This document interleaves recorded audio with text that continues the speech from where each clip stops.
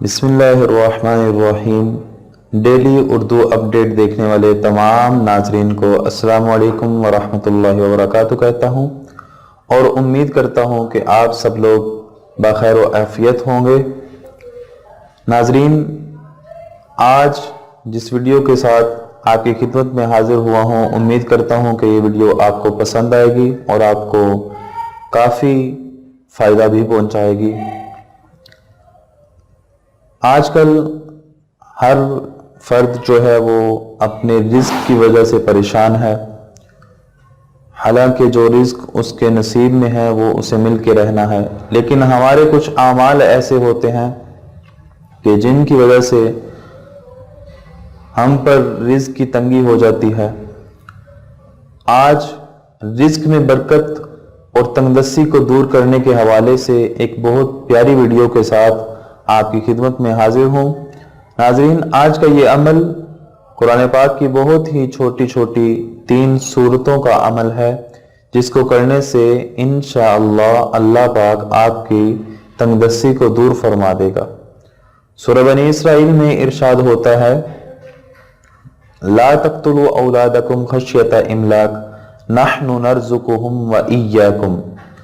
اپنی اولاد کو تنگدستی کے اندیشے کے تحت قتل نہ کرو، ہم انہیں بھی رزق دیتے ہیں اور تمہیں بھی۔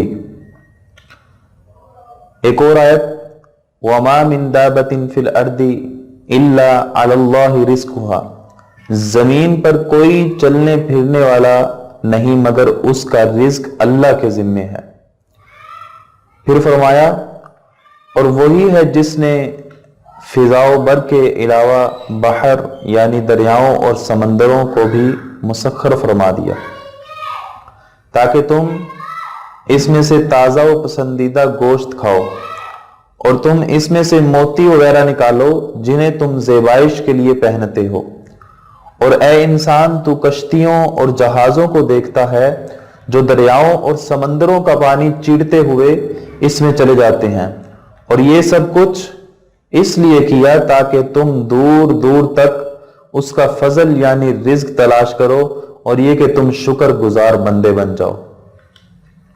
اللہ تبارک و تعالیٰ کے وعدہ رزق پر مکمل بھروسہ رکھنا چاہیے اور حصول رزق کے لیے جائز ذریعے کا کام لانا چاہیے۔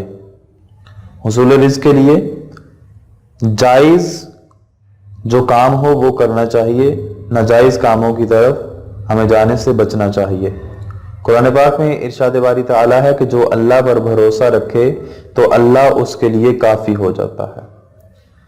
لہٰذا جب بھی مومن مسلمان شخص اللہ تبارک و تعالیٰ پر بھروسہ کرتا ہے تو وہ اس کی جملہ ضروریات کے لیے کافی ہو جاتا ہے۔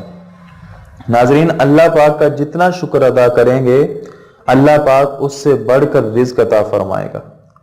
اور آج کا جو عمل آپ کو بتانے جا رہا ہوں پورے یقین کے ساتھ کریں، انشاءاللہ بہت فائدہ ہوگا۔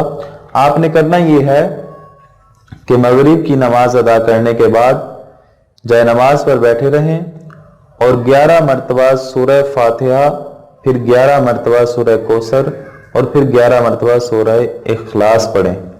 پھر اللہ پاک سے اپنے رزق کے لیے دعا کریں، انشاءاللہ اللہ پاک آپ کی تنگدستی کو آسان فرما کر آپ کو غیب سے رزق کا انتظام فرما دے گا۔ ناظرین، امید کرتا ہوں آج کی ہماری یہ ویڈیو، ہمارا یہ وظیفہ آپ کو پسند آیا ہوگا۔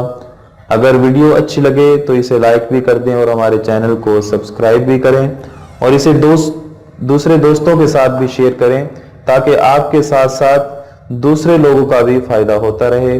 اللہ تبارک و تعالیٰ آپ کا اور میرا حامی و ناصر ہو۔ اللہ حافظ۔